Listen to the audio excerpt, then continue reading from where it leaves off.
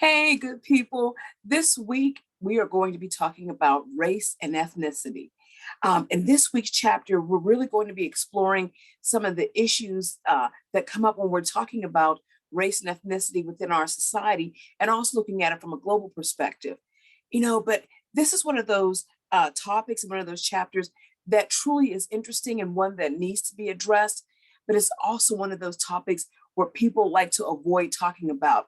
And it's time that we kind of just sit back, exhale, and really take an invested look within ourselves and with society as a whole so that we can begin to explore what does race mean within our society. So let's buckle up and let's go for this journey. As we're having the discussion, as you read through the chapter, as you watch some of the videos that I've posted for this discussion, I'm going to really ask you to think about what you're thinking about when it comes down to exploring race within our society.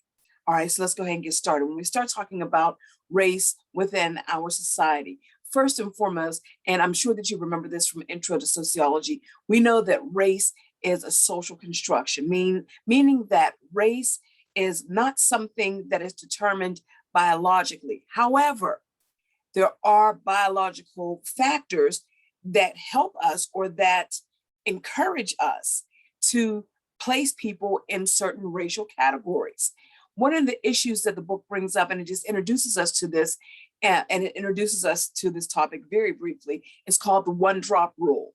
And the one drop rule basically implies that if you have three great grandparents who are white and one great grandparent who is Black, then you have enough Black blood in you to be considered Black or African American. And back in the day, and even actually today, that one drop rule is something that could be, and actually is offensive to some people, to think that they may have one drop, there may be one ancestor who is African American, or that they are from African American descent. And we got to ask ourselves, good people, what is our issue with race? Now, as I stated earlier, we know that race is a social construct. And so we know that with race being constructed as a social a social construct, we know that there are three things that need to be considered when we're talking about race and ethnicity, especially when we're talking about race. When we're talking about race, one of the things that we need to consider is that the categories and the whole idea of race was established by humans, by man. This was not something that was biologically determined. It was set up, race was set up by humans. The second thing that we have to be mindful of is that race is not something that is determined, or I should say the categories is not something that's determined by an individual person. No, good people. This is something that has mass agreement, that there are groups that agree with the construction and the categories that have been established socially when we're talking about race. Third, and most importantly, when we're talking about race and in our society, is that we have to have an understanding that as our socialization changes, the way society changes, so does the definition, so does the expectations, so do the assignments of racial categories. That changes along with the way society changes. So we have to ask ourselves again, what is it that we need to know and that we need to learn about race within our society? And what does racism mean in our society? Our book gives us a section where that is entitled, What Does the History of Whiteness Teach Us? And we got to ask ourselves, what does that teach us when we get down to the facts that we're starting to talk about racism in our society? What does it teach us, and what is it that we know? Well, we can say for sure that we know one thing when we're talking about race, racism, ethnicity in our society. One of the things that we have to ask ourselves, and that I think we could say surely that we do know, is when we're talking about race and racism in our society. Back in Intro to Sociology, you should have been introduced to a sociologist, Robin Williams, and 10 of the things that he said that, or I should say, that are listed within his theory that we value within our country, within our society. And one of the things that we value is group superiority. So when we talk about the whole idea and we ask that question, as it is in our textbook, what does the history of whiteness teach us, we have to then ask ourselves, what is it that we value? And how are we emphasizing what we value when we talk about race and ethnicity in our society, as we begin to explore some of the issues and some of the challenges that come with dealing with this topic. Our book gives us, introduces us, or I should say, reminds us of different terminology that we should have been familiar with, become familiar with in Intro to Sociology. But just to refresh your memory on it, you know, the book introduces us to racism, to prejudice. We know that being prejudiced is the thought process. Discrimination is the action that follows. It also talks about genocide. It gives us a definition of lynching. And there's a video, very specific video that I'm going to ask you all to watch that is uploaded in our module in regards to lynching within our country. What does that mean? And what message did that send? And how does that continue to play in to the idea that racism continues within our society? When we talk about lynching back in the 40s, 50s, 60s, and yes, the 70s, how does that compare to some of the things that we see going on in society today when we talk about, for example, police brutality, when we talk about the shooting of unarmed African-American and Latino people within our society? Are we sending the same message that was sent back in generations gone by when we talk about lynching? Are we seeing that same impact today? When we think about the whole idea of racism, the book has one specific topic or one specific section in here, and it doesn't give us a whole lot of time committed to it, but it asks the question, does racism still exist in the United States? Now, I just want y'all to think on that. I just want you to ponder on it for a little bit. Now, I don't want you to answer the question based on just your own individual perspective, but I really want you to dig deep, and I want you to think about what you're thinking about and think about some of the information that is shared with you in the textbook when we begin to explore that question, does racism still exist in our country or in the United States?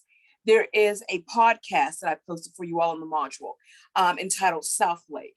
There is currently a debate in South Lake, Texas, in regards to the critical race theory. I'm hoping that you all are familiar with that, or that you heard of that with some of the news that's been going out over the past couple of months. Critical race theory, something that you should have been introduced to in Intro to Sociology. Critical race theory, some are saying that, oh, no, you're looking at creating another form of discrimination. You're making folks feel badly for who they are. But critical race theory is all about, again, when we're talking about the social conflict aspect, the inequality in our society, critical race theory is all about exploring how race has contributed to and how we have functioned in our society on the premise of race and racial categories. So again, when you're watching or listening to that podcast, and it's a podcast you can get on Apple, when I uploaded it, you are going to be able to play that through the podcast link. But that podcast has 6 series in it. I just gave you all the second series, but definitely you're welcome to listen to the first, the third, the fourth. They have not posted the 5th or the 6th one yet, but definitely when they do, please take the opportunity to listen to that. But it's all about, again, this area in Texas that's fighting the concept and fighting the idea of implementing critical race theory, of talking about true history in our country. Now, not so much the glossed over history that we've all been subjected to, that we've all been brainwashed to believe is the complete history. We know that there's other history to be told, but we have not heard it all. And so that's kind of what the critical race theory is all about. And that's what the discussion is in South Lake. So again, I want you to pay attention to that. And I want you to think about that question, does racism still exist in the United States? One of the things that we've also need to consider in the United States, not just racism against African Americans, but we have racism against Asian Americans. We know that there has been an uptake on hate crimes against Asian Americans. There's some articles in the module, please read over those as well, in talking about the uptake, or the increase, I should say, on hate crime against Asians. There's hate crime against Latino Americans. There's hate crime against Native Americans. One of the things also that we got to think about when we're talking about racism in our country is the impact of the changing of some names of some national sports team, as well as some local athletic teams. What does it mean when we change the name from what is deemed derogatory and insensitive based on Native American customs, and we change it to something that appears to be less less discriminatory? Some folks like to say, oh, we're living in a cancel culture. What does that mean? What do you get out of that statement, a cancel culture, when it comes down to talking about race and ethnicity? Some of the things that the book also begins to talk about when we're looking at race and ethnicity is the disparity in education, disparity in housing, disparity in income, disparity in the criminal justice system. All of these things are kind of laid out in our textbook. And in bringing this a little bit closer to home, when we talk about the disparity in housing, there's an article also in the module that addresses the housing situation in a metropolitan area that's very close to us, and that would be Pittsburgh and Allegheny County. How we see the housing disparity, where we see more African Americans within the city limits and fewer outside of the city limits. What does that mean? And how do we make sense of that? And how does that impact, or how does that affect, again, the whole concept, everything around the idea or the topic of race and racism? When we talk about disparity in housing, disparity in education, disparity in employment and in income, all of these things, they play one into another. And we get to this place where we begin to look at the intersectional theory. Excuse me. That intersectional theory looks at different variables that all come together that impact the outcome of maybe one specific type or one specific member of a group of people. So say, for example, when we talk about income, the disparity in income, I'm looking at it from myself, from my perspective, as female, based on age, and also based on race. That's that intersectional theory. So some of those things still come into play when we're talking about how are we reviewing, how are we exploring, how are we explaining and answering the question, does racism still exist within the United States? When we talk about racism, there's a section in the book that addresses this, this concept and this idea, or I should say the presence of, it's not an idea, the presence of white privilege. And what does that mean? What does it mean to live a privileged life? And now some people may say, there's no privilege that I have. I get out and I hustle every day. I grind every day. I do this, I do that. There's no privilege. But we have to ask ourselves, and we got to think about, what would happen if I were, and fill in the blank with a different race, with another race. If you are not, if you are Caucasian or white, fill in the blank. What would happen if I woke up one day and I was fill in with a different race? If you are African American, if you're Native American, if you're Latino American, fill in the blank. What would happen if I woke up one day and I became Caucasian? What would happen? There's another article that I have in the module that I'm going to ask you all to read. And it is an article by Peggy McIntosh. It is entitled Unpacking the Invisible Knapsack. And she is one that brings about and discusses the whole concept of white privilege. There's also a TED Talk that is in there as well that she continues to follow up a little bit with, again, the concept of white privilege. Another person that you may have been introduced to, I did not post her video, but I may go ahead and make that available. But another person that you may have been introduced to in Intro to Sociology is Jane Elliott. Jane Elliott is an educator who also explored the concept of white privilege. And she did that with her students in a third grade class. She continues to do that today with working with people in large corporate offices. Excuse me, I kind of got twisted on my words there. Also working with college students, again, just to focus on this idea of what sociologists refer to as privilege, as white privilege. When we think about white privilege, when we think about racism, when we think about discrimination, prejudice, all of the things that are addressed in our book, we have to ask ourselves, Are we ever going to see change happen? Are we ever going to see peace when we begin to talk about race and ethnicity within our society? You know, is it ever going to be something where we all kind of just function and we have this place of equality and equity for everyone? When we think about that, we have to consider some of the issues at hand. One of the things we need to consider is the changing of our population, the changing of the demographics. What will happen as demographics continue to change, as certain racial or certain ethnic groups continue to increase and some continue to decrease? What will happen? Again, some of the things we got to think about. How will that begin to impact the way that we classify, categorize different folks or people based on race?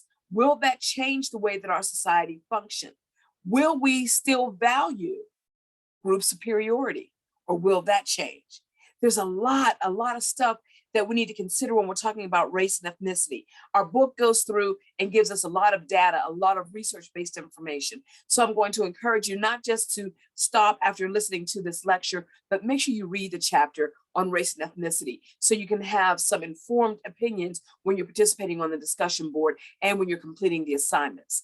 Like I said before, there are several videos that are posted. There's several articles that are posted throughout the module that I'm hoping that you all would go ahead and read. Actually, I should say I'm encouraging you to read and to watch. Again, just to build a layer of your foundation that you're going to be adding to some of the information, the statistical information, research-based information that's found in our textbook. There's a discussion post that's available. There's also chapter assignments and quizzes. All right, good people. This is a topic that we have to learn to agree to disagree. We will remain respectful, but we're going to speak our truth. We're going to talk about things in a way that we are still remaining teachable and respectful at all times. All right, good people. I thank you for participating in this lecture today. I bid you love, peace, and soul, and I'll meet you on the discussion post.